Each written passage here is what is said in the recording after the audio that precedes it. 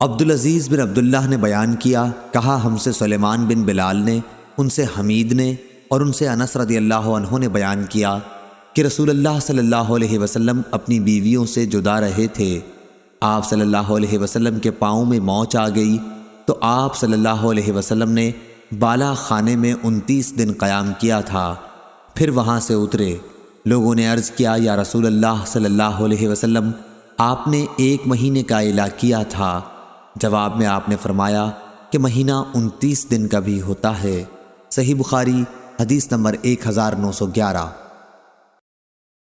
معتمر بن سلمان نے بیان کیا، کہا کہ میں نے اسحاق سے سنا، انہوں نے عبد الرحمن بن ابی بکرہ رضی اللہ عنہ سے، انہوں نے اپنے والد سے، انہوں نے نبی کریم صلی اللہ علیہ وسلم سے۔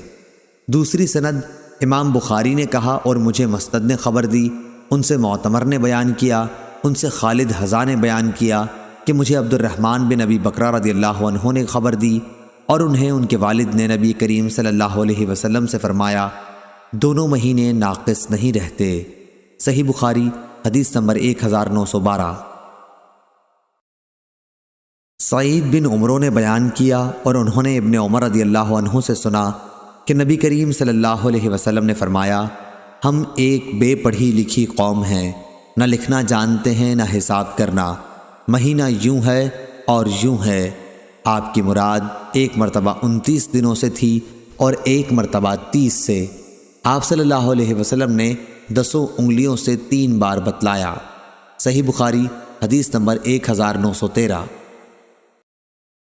ہشام نے بیان کیا، ان سے یحییٰ بن ابی کثیر نے، ان سے ابو سلمہ نے اور ان سے ابو ہریرہ رضی اللہ عنہ نے کہ نبی صلی اللہ علیہ وسلم نے فرمایا، تم میں سے کوئی شخص رمضان سے پہلے شعبان کی آخری تاریخوں میں 1 یا 2 دن کے روزے نہ رکھے، البتہ اگر کسی کو ان میں روزے رکھنے کی عادت ہو تو وہ اس دن بھی روزہ رکھ لے۔ صحیح بخاری حدیث نمبر 1914۔ برا رضی اللہ عنہ نے بیان کیا کہ شروع اسلام میں حضرت محمد صلی اللہ علیہ وسلم کے صحابہ رضی اللہ عنہم جب روزے سے ہوتے اور افطار کا وقت آتا تو کوئی روزے دار اگر افطار سے پہلے بھی سو جاتا تو پھر اس رات میں بھی اور آنے والے دن میں بھی انہیں کھانے پینے کی اجازت نہیں تھی تاکہ پھر شام ہو جاتی۔ پھر ایسا ہوا کہ قیس بن سرمہ انصاری رضی اللہ عنہ بھی روزے سے تھے۔ جب افطار کا وقت ہوا تو وہ اپنی بیوی کے پاس آئے اور ان سے پوچھا، کیا تمہارے پاس کچھ کھانا ہے؟ انہوں نے کہا، اس وقت تو کچھ نہیں ہے، لیکن میں جاتی ہوں کہیں سے لاؤں گی۔ دن بھر انہوں نے کام کیا تھا، اس لیے آنکھ لگ گئی۔ جب بیوی واپس ہوئیں اور انہیں سوتے ہوئے دیکھا تو فرمایا، افسوس تم محروم ہی رہے۔ لیکن دوسرے دن وہ دوپہر کو بے ہوش ہو گئے۔ جب اس کا ذکر نبی صلی اللہ علیہ وسلم سے کیا گیا تو یہ آیت نازل ہوئی، حلال کر دیا گیا تمہارے لیے رمضان کی راتوں میں اپنی بیویوں سے صحبت کرنا۔ اس پر صحابہ رضی اللہ عنہم بہت خوش ہوئے اور یہ آیت نازل ہوئی، کھاؤ پیو یہاں تک کہ ممتاز ہو جائے تمہارے لیے صبح کی سفید دھاری صبح صادق، سیاہ دھاری صبح کاذب سے۔ صحیح بخاری حدیث نمبر 1915۔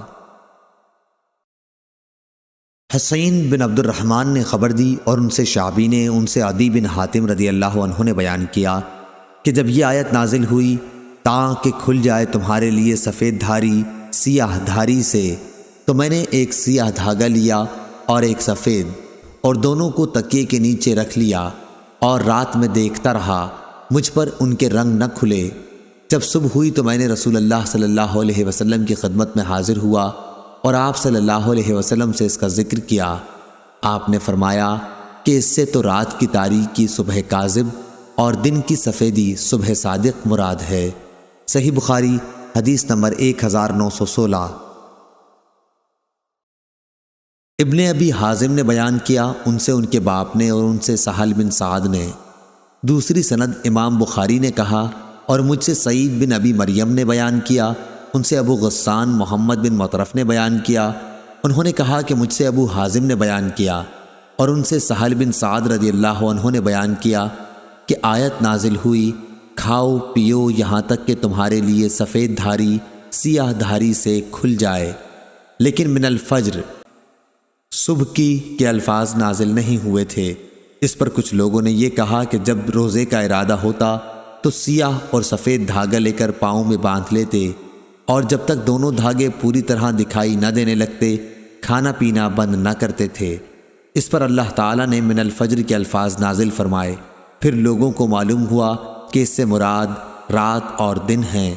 صحیح بخاری حدیث نمبر 1917۔ عبید بن اسماعیل نے بیان کیا، کہا ہم سے ابو اسامہ نے، ان سے عبید اللہ نے، ان سے نافع نے، اور ان سے ابن عمر رضی اللہ عنہ نے، اور عبید اللہ ابن عمر نے یہی روایت قاسم بن محمد سے، اور انہوں نے عائشہ رضی اللہ عنہا سے کہ بلال رضی اللہ عنہ کچھ رات رہے سے اذان دے دیا کرتے تھے، اس لیے رسول اللہ صلی اللہ علیہ وسلم نے فرمایا کہ جب تک ابن مکتوم رضی اللہ عنہ اذان نہ دیں تم کھاتے پیتے رہو، کیونکہ وہ صبح صادق کے طلوع سے پہلے اذان نہیں دیتے۔